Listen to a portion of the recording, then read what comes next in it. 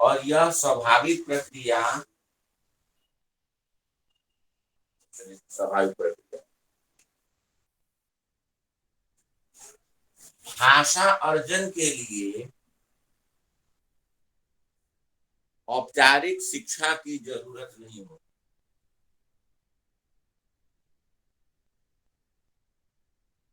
औपचारिक शिक्षा की जरूरत नहीं होती, लेकिन भाषा अधिगम के लिए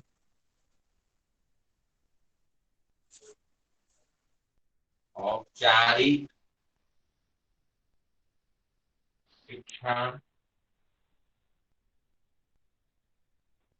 की जरूरत होती है।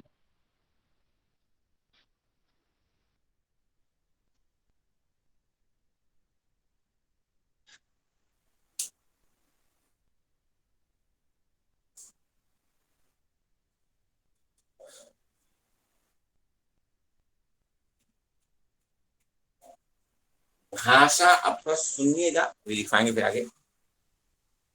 कि जब हम भाषा अर्जन की बात करते हैं, लैंग्वेज एक्विजिशन की बात करते हैं, तो लैंग्वेज एक्विजिशन भाषा अर्जन एक स्वाभाविक प्रक्रिया, एक नैसर्गिक प्रक्रिया है, जिसमें बालक जो है वह अनौपचारिक रूप से बिना कोई किताब पढ़े, बिना विद्यालय गए, वह अनकॉन्शियसली अचेतन रूप से हम भाषा को सीख लेते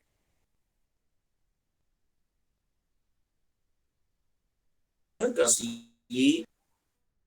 भाषा को सीख लेते हैं। कब सीखते हैं, कब भाषा का प्रयोग करने लगते हैं, इसका पता तक नहीं चलता।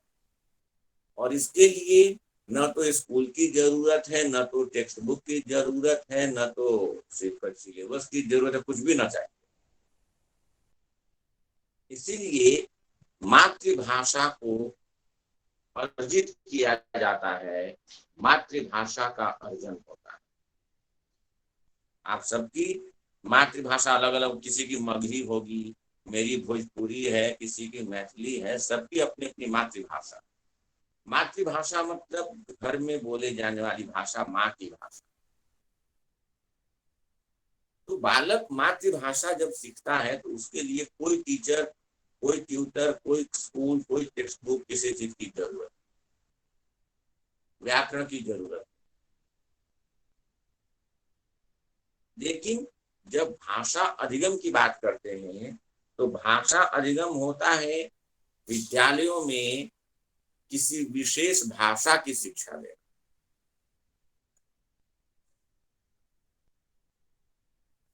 भाषा अधिगम में हम चेतन प्रयास करते हैं।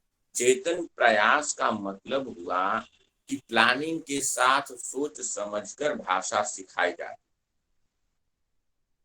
जहाँ टीचर भी होते हैं भाषा सिखाने वाले, टेक्स्ट बुक होता है, विभिन्न परिस्थितियां उत्पन्न की जाती हैं और तब बच्चे भाषा सीखते हैं।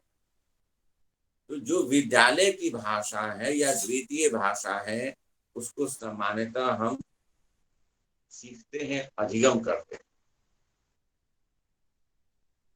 तो भाषा अर्जन में शिक्षण अधिगम प्रक्रिया की भूमिका नहीं होती, शिक्षण अधिगम प्रक्रिया की आवश्यकता नहीं होती, मनोवैज्ञानिक सिद्धांतों को ध्यान में रखकर शिक्षण कार्य नहीं किया जाता।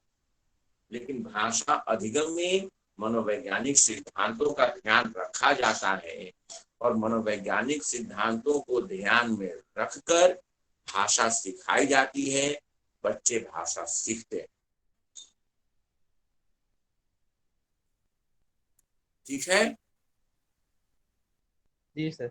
सर इसी लैंग्वेज एक्विजिशन को जन्मजात कह सकते हैं सर? लैंग्वेज एक्विजिशन को जन्मजात नहीं कहेंगे, बल्कि भाषा सीखने की क्षमता को जन्मजात कहेंगे।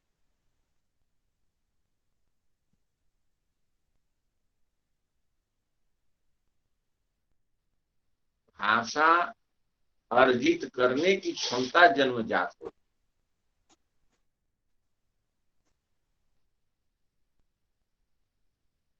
जन्मजात कहेंगे लेकिन सेंटेंस आपका वो व्यवस्थित नहीं था। भाषा अर्जन जो है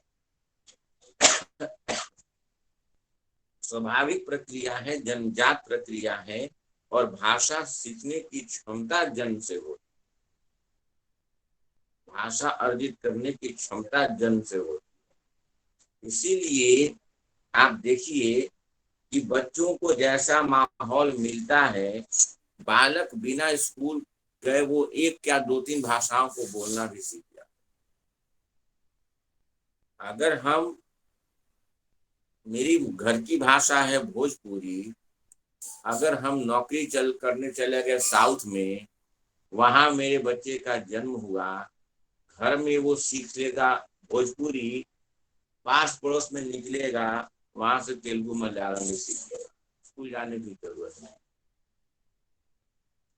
ये बात कैसे होता है कि 3 से 4 वर्ष का बालक एक नहीं बल्कि 2-3 भाषाओं का प्रयोग भी करने लगता है, समझने लगता है। कैसे होता है?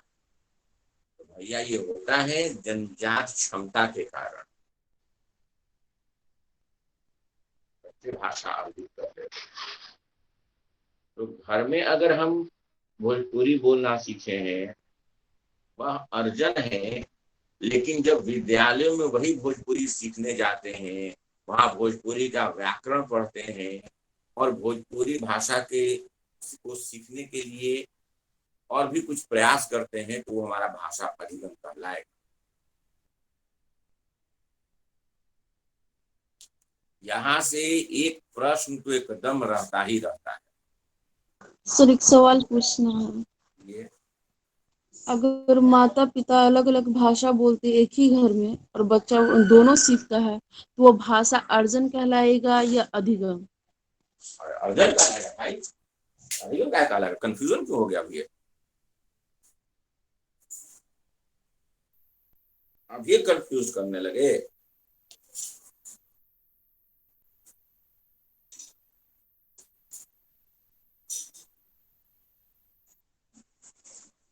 भैया वो अर्जन है, स्कूल थोड़ी जा रहा है, वो तो घर में ना सीख रहा है। वहां कोई टेक्स्ट बुक है, कोई सिलेबस है, कोई रूटीन है? नो नहीं। सर। तब